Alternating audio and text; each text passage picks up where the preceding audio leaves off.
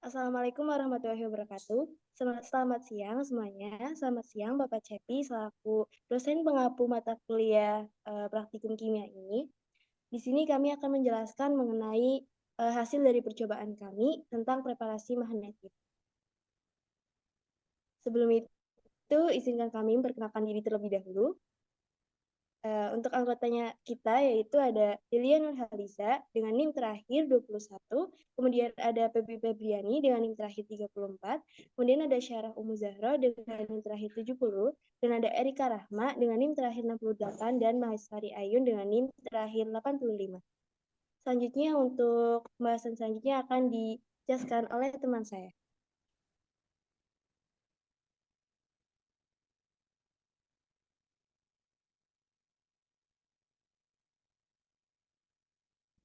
Magnetit atau Fe3O4 merupakan campuran oksida besi FeO, Fe2O3.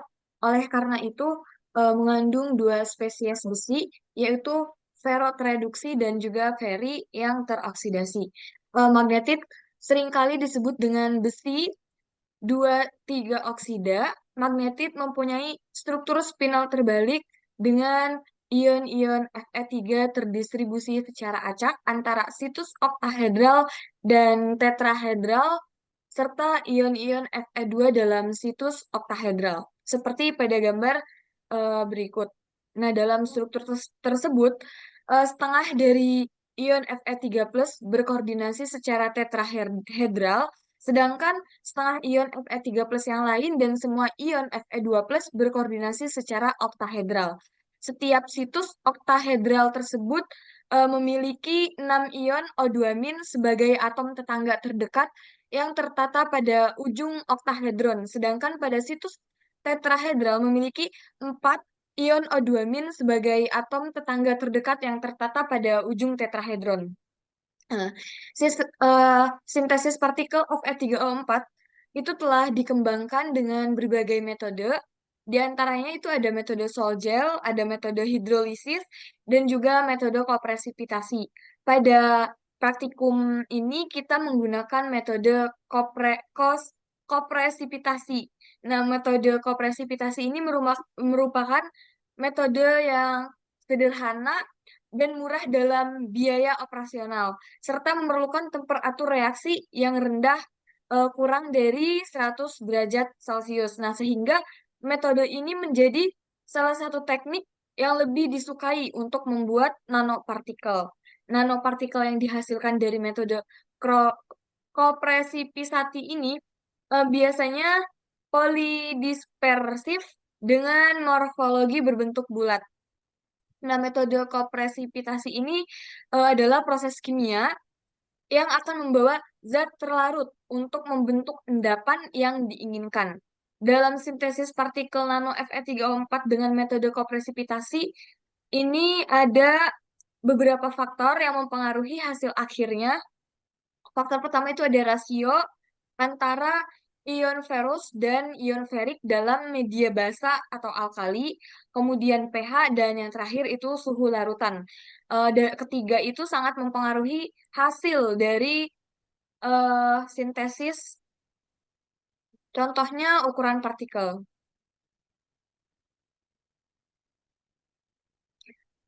Kemudian ada metode analisis kimia yang dipakai, yaitu memakai metode spektroskopis absorpsi. Materi yang menyerap radiasi elektromagnetik tersebut adalah berupa atom. Jadi, metode tersebut secara spesifik disebut spektroskopi serapan atau atom. Metode AAS ini berprinsip pada absorpsi radiasi elektromagnetik oleh atom. Nah, atom-atom tersebut akan menyerap radiasi elektromagnetik pada panjang gelombang tertentu dan spesifik, tergantung pada sifat unsurnya. Dengan absorpsi energi tersebut, atom-atom bebas yang berada dalam keadaan dasar atau ground state akan mengalami eksitasi ke tingkat energi yang lebih tinggi, excitation state, yang kemudian akan kembali lagi ke keadaan dasar sambil memancarkan radiasi.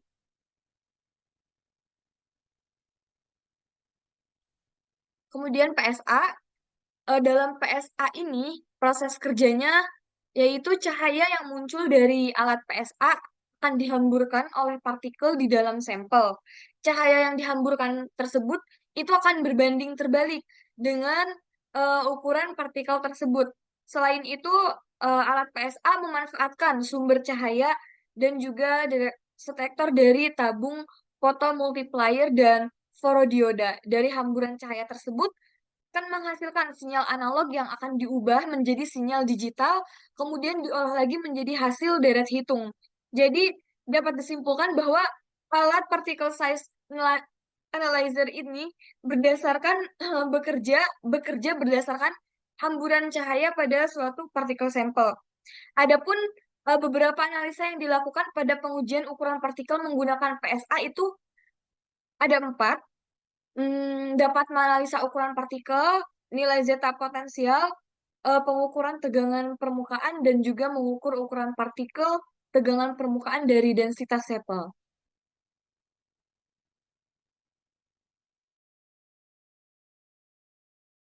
Oke, selanjutnya pada percobaan ini metode yang dilakukan yang pertama yaitu alat dan bahan yang disiapkan. Nah, alat-alatnya sendiri yang sudah tertera pada slide ini, dan kemudian yang nantinya akan dikarakterisasi dengan alat-alat yang sudah dijelaskan juga sebelumnya, yaitu ada SSA dan PSA.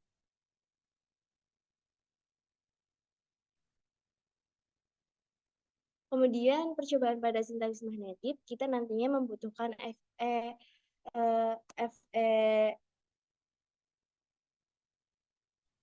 Fe3SO4 dan 7H2O sebanyak 27 gram, dan kemudian FeCl3 2H2O dengan berat 1,39 gram yang nantinya juga akan dilarutkan dengan larutan yang sudah tertera di situ. Kemudian nanti terjadi endapannya disaring, dan kemudian nantinya di endapan tersebut di oven dikeringkan pada suhu 65 derajat Celcius selama 1 jam. Dilakukan juga sintesis magnetit untuk Fe3O4 secara ultrasonik energi tinggi dengan massa yang sudah tertera di situ dan juga dengan prosedur yang sama. Nah, untuk karakterisasi magnetit sendiri yang sudah dijelaskan sebelumnya, yaitu kita membutuhkan alatnya, yaitu ada particle size analyzer PSA dan spectral photometer serapan atom SSA. Nah, untuk absorpsi ion logam oleh magnetit, di sini kita membutuhkan larutan stok Cu 10 ppm untuk pembuatan kurva kalibrasinya. Kemudian larutan standar Cu ini yaitu 0, 1, 3, 5, 7, 8, dan 10 ppm. Kemudian nantinya ditambah aqueous dan diukur dengan SSA.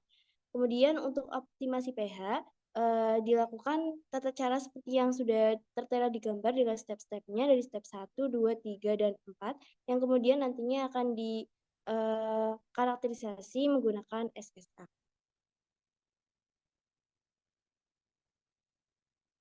Nah, kemudian selanjutnya juga dilakukan optimasi waktu kontak, yaitu kita menyiapkan 7 buah Erlenmeyer, yang kemudian nantinya masing-masing Erlenmeyer tersebut diisi dengan 10 ml larutan Cu 10 ppm dan 0,01 gram magnetit.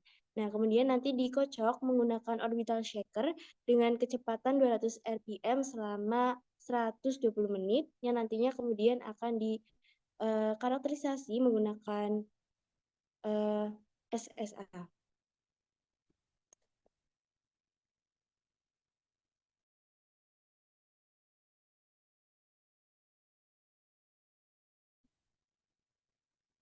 Dari percobaan yang telah dilakukan, proses sintesis magnetit sendiri merupakan metode kopresipitasi atau pengendapan yang dilakukan dengan menambahkan larutan pengendap pada pH larutan yang mengandung prekursor material, pendukung, dan katalis yang menyebabkan terbentuknya spesies logam hidroksi dengan gugus hidroksil permukaan yang akan diikuti dengan lepasnya molekul air. Nah, Fe3O4 terbentuk dengan ditandai warna kristal berwarna hitam pekat dan dapat ditarik oleh magnet eksternal. Pada proses pembuatannya ditambahkan NaOH bertujuan untuk membentuk Fe3O4 dalam pembentukan oksida besi karena basa kuat akan membentuk Fe3O4 dalam pembentukan oksida besi.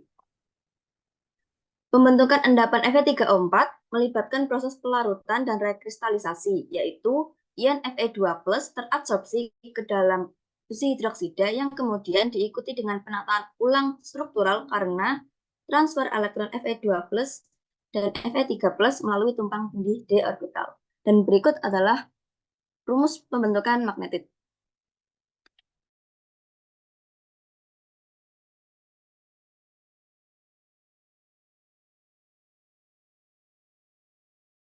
Kemudian ada karakterisasi dengan instrumen spektroskopi serapan atau yang biasa disebut dengan SSA. Dari kurva kalibrasi tersebut adalah untuk menentukan konsentrasi suatu zat dalam suatu sampel yang tidak diketahui dengan membandingkan yang tidak diketahui ke dalam seperangkat sampel standar dari konsentrasi yang telah diketahui.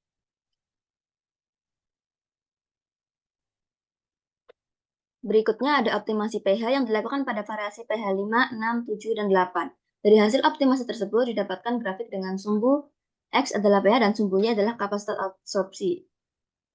Dapat dilihat dalam grafik berikut.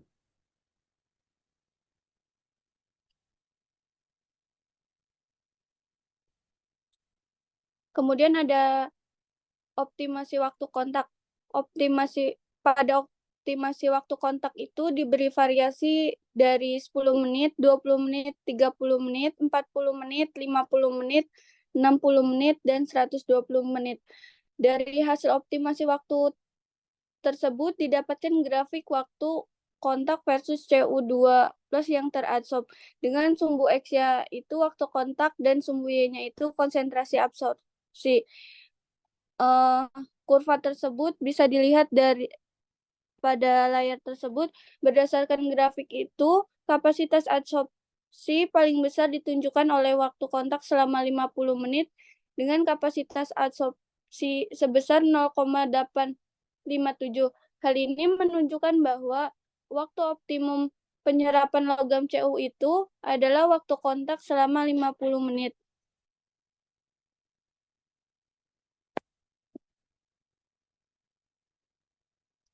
Oke, di sini selanjutnya ada pembahasan mengenai hasil karakterisasi menggunakan PSA. PSA digunakan untuk mengidentifikasi ukuran partikel pada sampel magnetik. Dan karakterisasi PSA ini bertujuan untuk membuktikan bahwa hasil percobaan sintesis yang dibuat berukuran nanopartikel.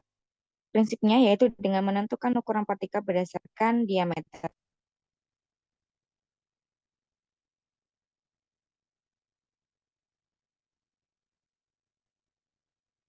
Untuk hasilnya, di sini kita bisa lihat bahwa dari hasil pengujian PSA pada produksi nanopartikel magnet dengan kecepatan 400 sampai 500 fpm diperoleh ukuran pada sampel kami mencapai 6475,6 nanometer sehingga tidak dapat dikatakan sebagai nanopartikel, di mana dapat dikatakan sebagai nanopartikel jika ukurannya rentangnya sekitar 1 hingga 100 nanometer.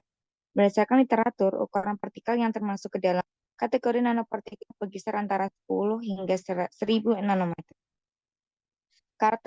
Karakterisasi magnet menggunakan PSA memiliki keunggulan yaitu data yang dihasilkan lebih akurat jika dibandingkan dengan pengukuran menggunakan XRD atau SEM.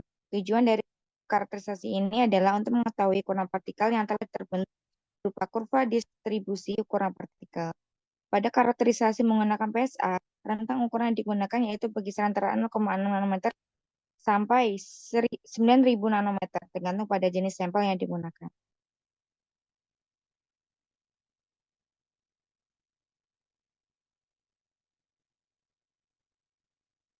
Berikut kesimpulan.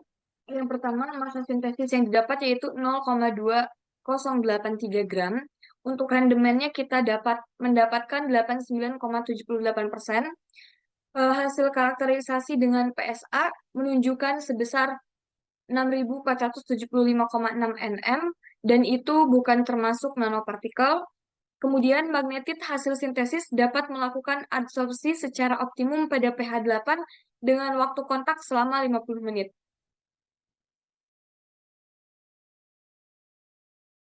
Baik, sekian dari pemaparan hasil preparasi magnetit kelompok kami.